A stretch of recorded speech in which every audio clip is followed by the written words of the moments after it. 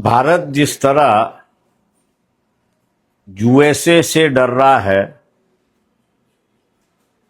और यूएसए जो कह रहा है अंधाधुंधी तरीके से एग्रीमेंट साइन कर रहा है, उसी तरह से अरुणाचल के बॉर्डर पर तानसेन इलाका जो है, उस तानसेन इलाके में करीब करीब 2020 जो भारत के हद में और वहाँ के रहने वाले लोग चराई करने जाते थे, अब करीब करीब वो सब इलाका चाइना ने कैप्चर कर लिया है।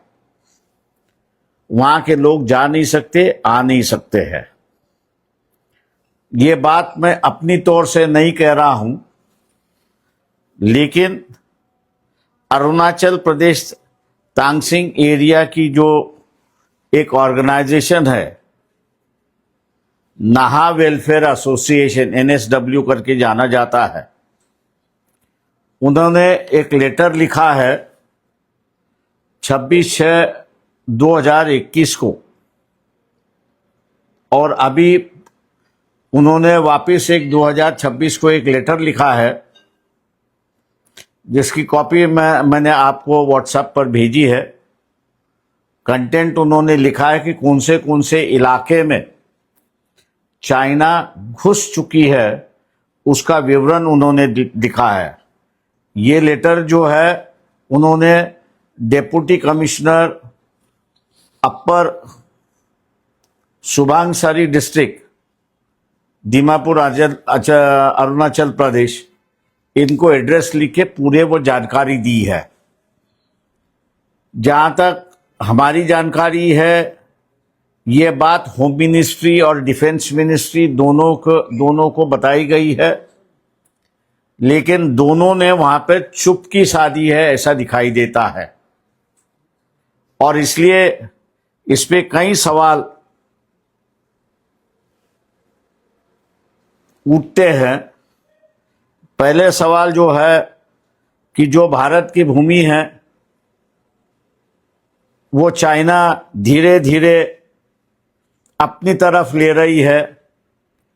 इन दो जो इलाका बताया गया है, वो दो इलाके में मिलिट्री इक्विपमेंट्स रखने के लिए जो बंकर होते हैं वो बंकर बनाए गए हैं, और दूसरा सामान आने जाने के लिए, आर्मी को उतारने के लिए जो हेलीपैड चाहिए, वो 2 हेलीपैड वहां पर बना चुकी है जो चाइना के कब्जे में है।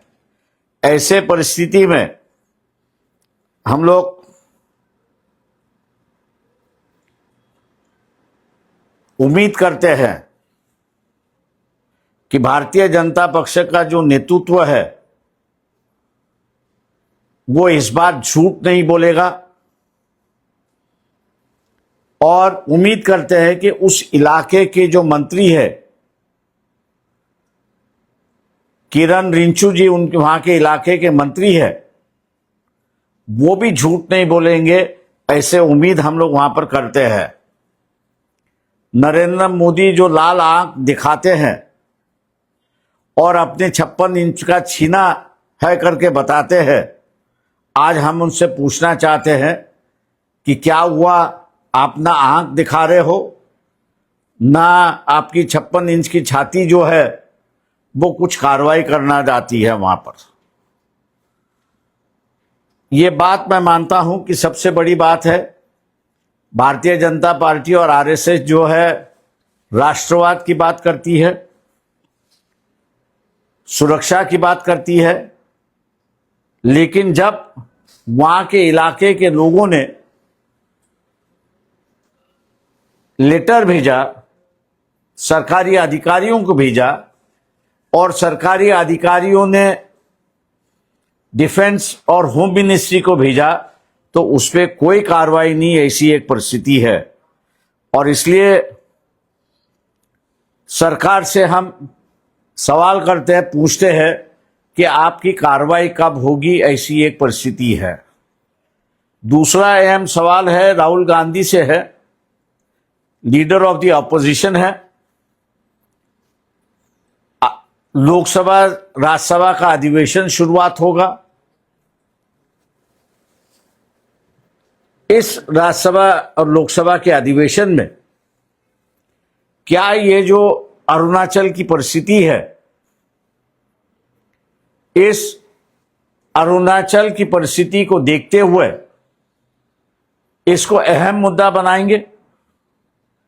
जब तक सरकार जवाब नहीं देती तब तक क्या ये भूमिका आप लेंगे कि हम सदन नहीं चलने देंगे? मैं जानता हूं कि जवाब आएगा कि राम मंदिर का घोटाला जो है वो भी बड़ा है, लेकिन देश भर के सभी मंदिरों में घोटाले चल रहे हैं। इसलिए किस मुद्दे को तवज्जो देना आज के वक्त में, यह मैं मानता हूं कि डॉक्टर बाबा साहब अम्बेडकर के नाम से हम लोग ने सुनना चाहिए। उन्होंने कहा था कि जब मेरे समाज का सवाल और लोगों का सवाल होगा तो मैं अपने समाज के साथ रहूंगा, लेकिन अगर मेरे समाज का और देश का सवाल आया तो मैं देश के साथ खड़ा होऊंगा। ये एक पॉलिसी जो है उसके मुताबिक हम लोग राहुल गांधी से अपेक्षा करते हैं कि दूसरे मुद्दे बगल में रखते हुए इस सदन में ये जो चाइना की घुसखोरी है, 2 हेलीपैड बनाए गए हैं, उनका इलेक्ट्रॉनिक वॉरफेयर का इंस्ट्रूमेंट्स आ चुके हैं, उस पे बंकर बनाए गए हैं, उनकी वहां पर आर्मी आ चुकी है।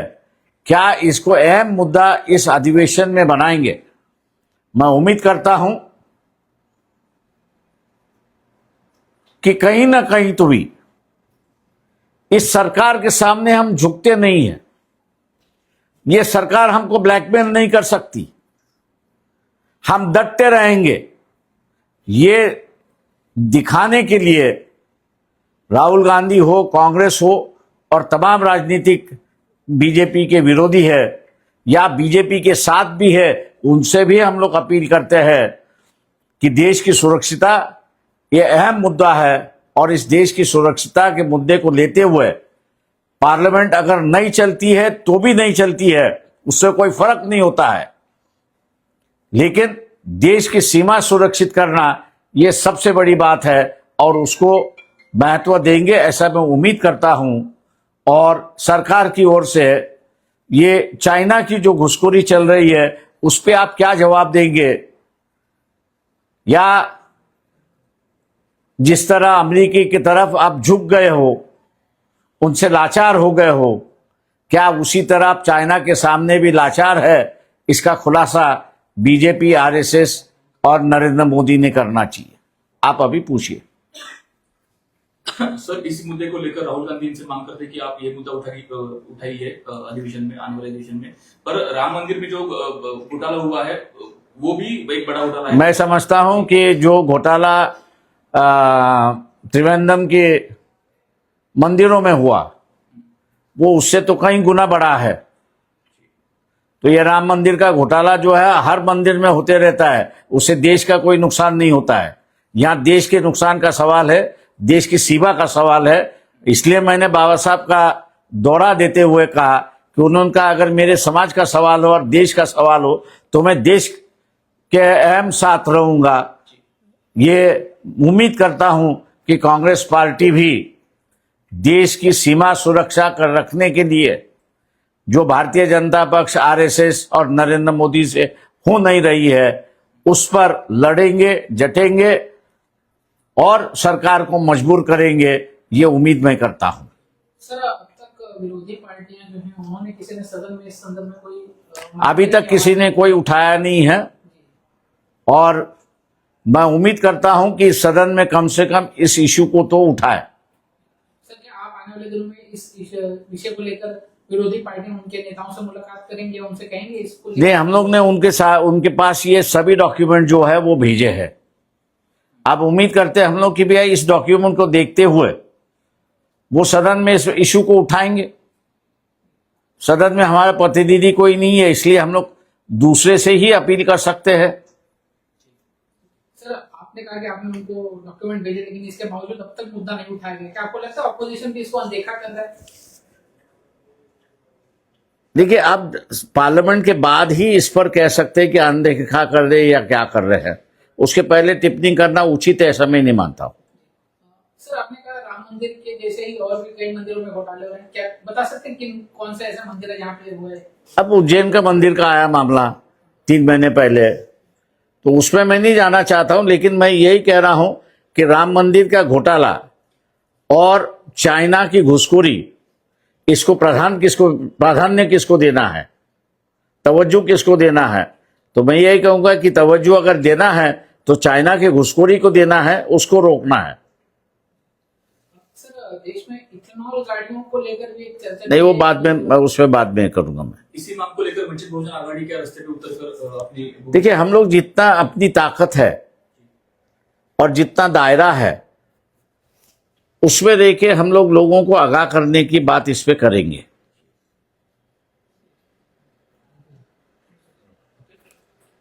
ठीक, थँक्यू व्हेरी मच, सर्वांचे मनपूर्वक आभार.